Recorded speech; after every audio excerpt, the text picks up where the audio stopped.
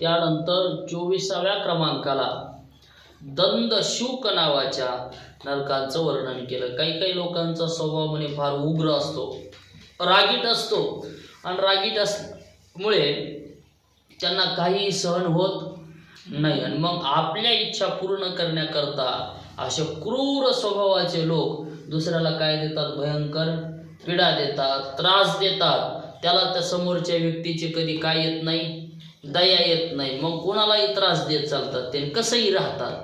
अशा लोकांकरता मेल्यानंतर यमाचे दूत या दंदशुक नावाच्या नरकामध्ये जाऊन पडतात। तिथं 5-5, 7-7 तोंड असणारे सर्प आहे। किती?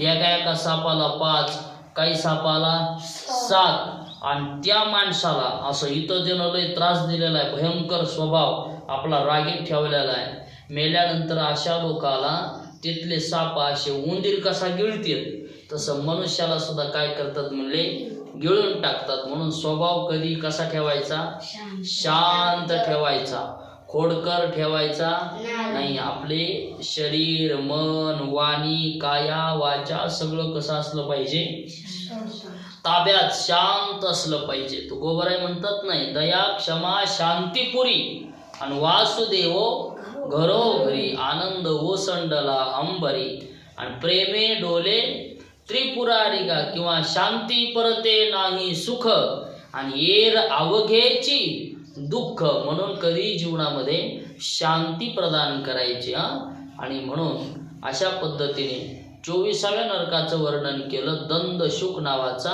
नरक।